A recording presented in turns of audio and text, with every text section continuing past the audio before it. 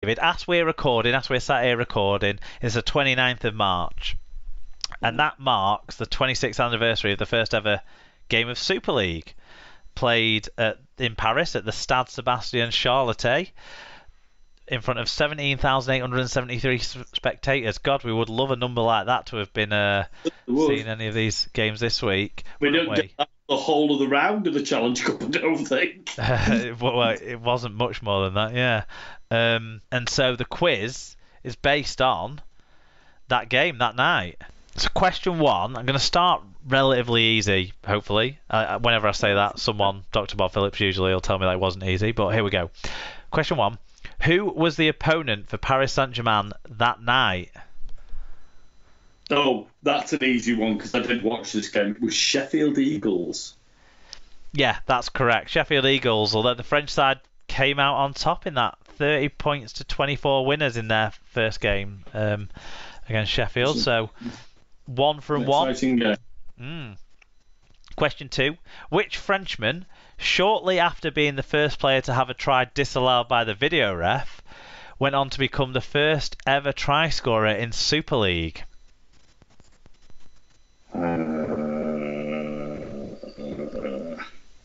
No, let me have a thing. I'm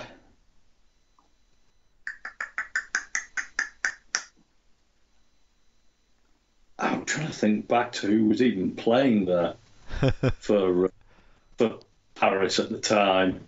I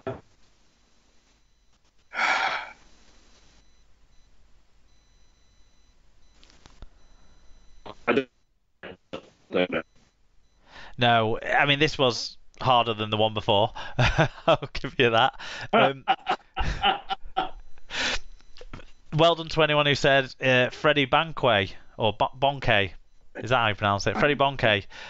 He played one season for PSG, only that 1996 season, scoring 7 tries in 18 games, and then he went and helped Wakefield win promotion to Super League in 97. So only a short stay with PSG in what was a short stay for PSG, but he only played one of their 2 seasons. 7 tries in 18 games he scored for them, though, that year, including that famous first ever try in Super League. Okay, question 3. Which famous rugby league figure was the owner and head coach of Sheffield that night? And as a clue, his name has been mentioned on tonight's show. Oh, flippin' heck. Now then, that's a question. He's been mentioned on tonight's show. Yeah, owner and head coach of Sheffield Eagles at the time. Former Sheffield player as well. He was player coach in the 80s for them.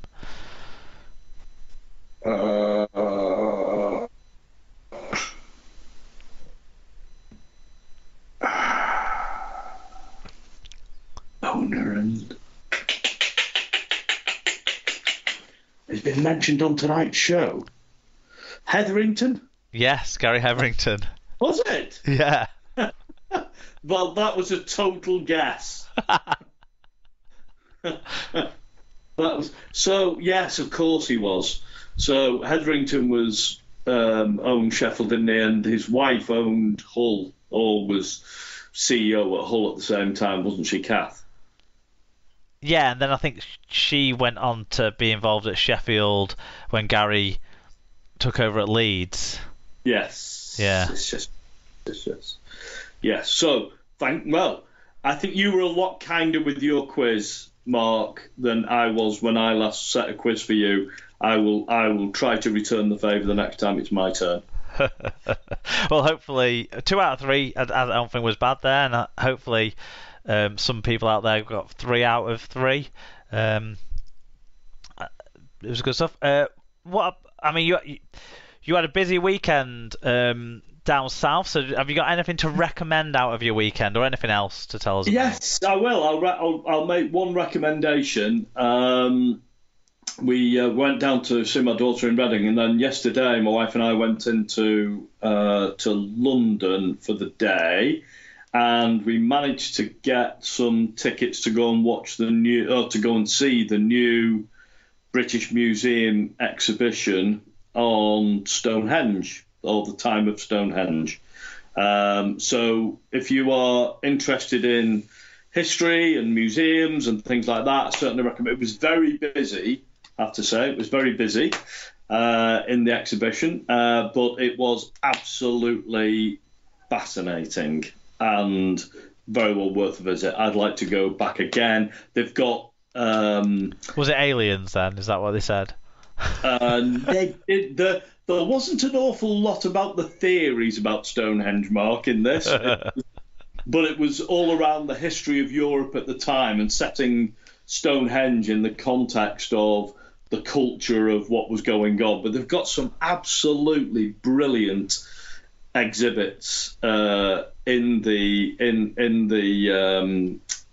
show, including they've got the tree henge that was found on the beach back here about 20 years ago. Do you remember this? No. Where they found a sort of a henge, an upside down henge on a beach with some trees, and it had been in Norfolk, and it had ended up getting washed out by a storm. They've got tree henge in there, which is absolutely fascinating. Some of the art and some of the artifacts that they've got there are amazing. It's well worth a visit. Find the time to go if you're interested in history, that's for sure. Good stuff. I had a trip to... we went to Crosby Beach on Saturday. Emma's wanted to go for a while to see the installation there, the Anthony Gormley installation that's been there, 15 years or so now. Yeah. I think it's been there.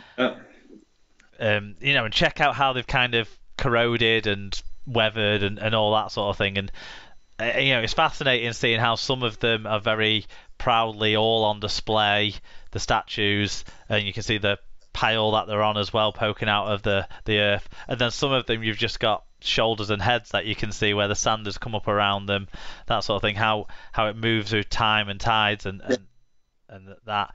So that was really good. We had a nice time walking around there, and the weather was great, so that helped as well. So that was good. And I did promise that I'd mention about the shambles of getting tickets for Good Friday that happened at the Wigan Club. So because of the situation with Wigan and the stadium management company, that's effectively Wigan Athletic linked rather than Wigan Rugby linked. Mm-hmm. The club have looked to try and sell away game tickets initially, but I assume in time they might look to facilitate selling all of their tickets through the club shop rather than through the stadium ticket office. The strange decision was to choose the biggest away game in 2 years, well over 2 years, to do this with for the first time. They have got a new sort of sales and ticketing executive in at the club, so that's possibly why the timing is that person's been put in post not that long, so it's her sort of first initiative, I guess. But yeah, so what happened is they went on sale to season ticket holders on Wednesday this week, on phone or in person. They hadn't set up an online facility yet for the new ticket selling, so you had to be a season ticket holder or a flexi member to get the first round of tickets. And I basically spent all day on Wednesday at work, anytime I had the opportunity to, trying to phone up, and for about 20 minutes no one could get through. It was just going to some person's random voicemail for their mobile phone, which wasn't very helpful. And then when you were getting through, a lot of us were getting put on hold for 20 minutes, at which time the call would just cut off. Not sounding good, Mark. No, it wasn't a great customer experience. Now, the people that went down to the ground were treated to the first team squad and Matty P and some of the other staff and stuff, going out, speaking to them, getting pictures with them, thanking them all for the support, that sort of stuff. So the people queuing up at the ground were made to feel special. The fans on the phone, not so much. So after that experience of spending plenty of time on the phone, or trying to spend plenty of time on the phone on Wednesday, I thought, well, this ain't going to do, is it? So I drove to Wigan. I managed to sort of rejig my working day on Thursday, so that I started work at about 7:45, and then at about 9:15 I had a lunch break. Which involved me driving to Wigan to go to the shop to buy our tickets in person.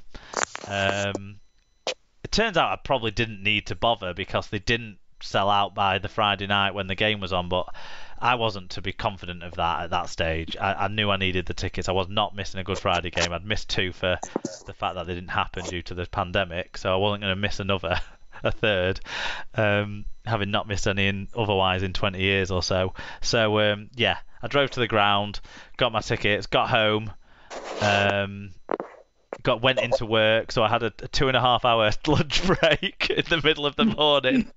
And then had Hope your boss isn't listening to the podcast, mate. Oh no, my boss was fully on board because he was spending the same time pretty much phoning through to get tickets for Preston versus Blackpool in football. Fair enough.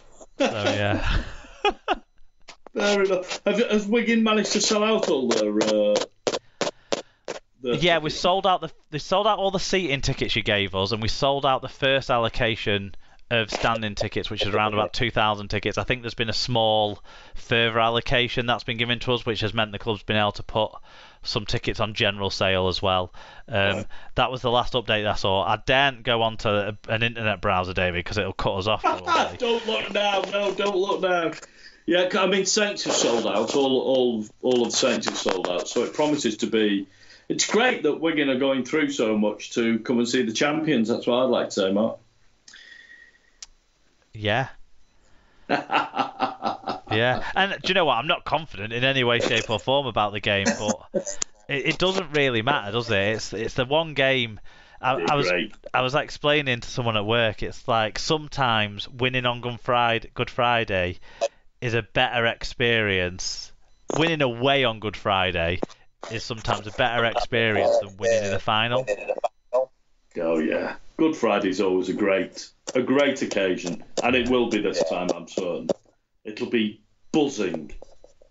Yeah, and until like about 35 minutes in, when you guys have taken a 3-score lead after doing nothing for 20 minutes. Don't start crying it in now. Come on. Hey, I'm still going to be there, cheering the whole way through. Quite right.